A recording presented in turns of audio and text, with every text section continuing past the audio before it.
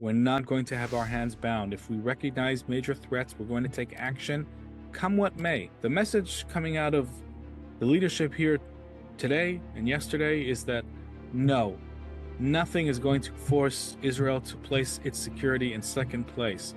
Not an MOU, not an agreement, not pressure from Washington, nothing. The IDF has a security zone, just like in Gaza. It's got a security zone deep into southern Lebanon.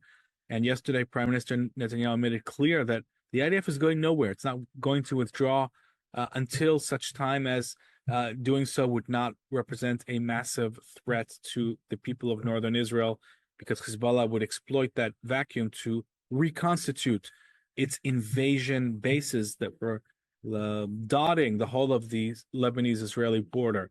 So Israel is not going to allow that to happen again. This is the new Israeli security doctrine. Security zones, proactive dismantling of enemy capabilities. And I think, this is where we are today, because Israel has been relentlessly pursuing this security doctrine in every arena: Iran, Gaza, Lebanon. The strategic situation of the state of Israel vis-a-vis the Iranian axis has improved dramatically. So that's why I'm telling you, ladies and gentlemen, that we should not be in a state of mind of doom and gloom and everything is lost, because the past almost 3 years of conflict have resulted in massive gains for the state of Israel and a severe weakening of the Iranian axis, its nuclear program, its missile program, and its proxy program. The three pillars of the Iranian plan to destroy the state of Israel have all been smashed and severely, severely degraded. Now, this isn't the ideal outcome. The Iranian regime has survived, and we have this disturbing questions about what may come forward.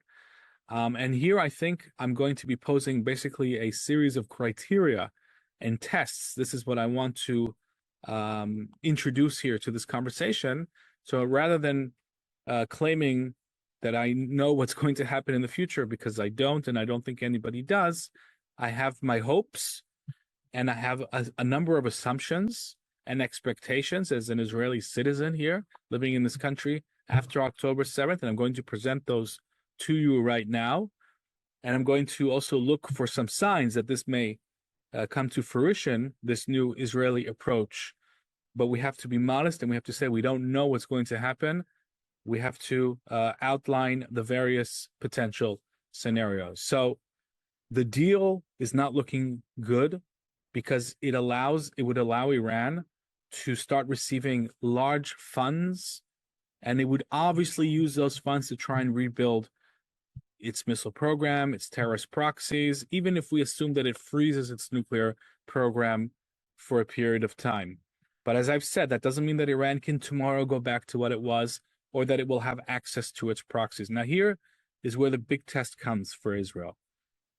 Will Israel, whoever is leading it, whoever is going to be leading this country, will they stay true to the new security doctrine? The new security doctrine states very clearly that jihadist adversaries, whether they're in Tehran or in Gaza or in Lebanon, cannot be allowed to build capabilities, because we know that they're going to use and activate those capabilities when they deem it tactically optimal for them to do so.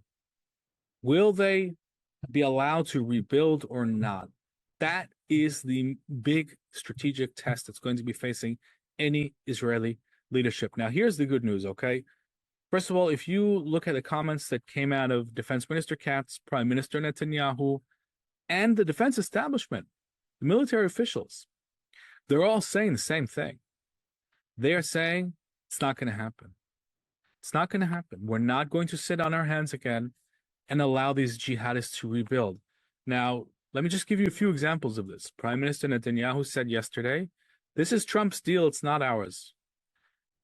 He's being diplomatic, but that is a very dramatic statement, because what he's saying here is that Israel is not going to be bound by this agreement, and if it identifies threats to its security that are not covered by this agreement, it's going to take action. So not only is the IDF not withdrawing from southern Lebanon, which is one of the things that the Iranians and Hezbollah try to get President Trump to force Israel to do. But also, Israel is saying it's going to continue to take action in Lebanon. That's a dramatic statement, because one of the biggest concerns regarding this MOU is that the Iranians have somehow been able to reestablish a connection between themselves as the mothership of the jihadist axis and their chief proxy, Hezbollah in Lebanon, and that they're going to create some sort of diplomatic immunity and a pressure lever that runs from Tehran through Washington, through this MOU and future deal, and onto Jerusalem, that's supposed to bound Israel's hands together and prevent it from acting against Hezbollah, and prevent it from basically securing the fundamental security of northern Israel. That is their hope, and that's what they've been basically signaling through their state media and propaganda statements. Yesterday, Prime Minister Netanyahu said it's not going to happen. He's going to have to prove it. Prime Minister Netanyahu is going to have to prove it through action. And it's not a simple challenge. It's not easy to turn around to the president who has come very far with Israel. We have to acknowledge that.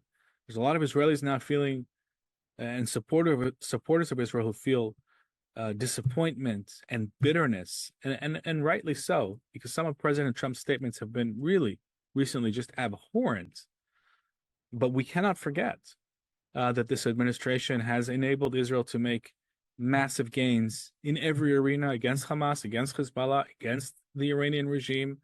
And now Prime Minister Netanyahu is going to be facing a huge test, turning around to this president and potentially any future ones and saying, no, we're not going to have our hands bound. If we recognize major threats, we're going to take action, come what may. Now, my expectation, and I think I speak for most Israelis here, is that this is what we expect our government to do. We are not supposed to be expected to take existential risks, security risks, to place the lives of our civilians at risk, because if we place those interests, our core security interests, in second place and third priority, and then we'll have a great relationship with Washington, and the world will be happy with us. If we go back to that kind of thinking, that would be a complete failure of the government's own basic responsibility for its civilians. And so the message coming out of the leadership here today and yesterday is that no, nothing is going to force Israel to place its security in second place. Not an MOU, not an agreement, not pressure from Washington, nothing.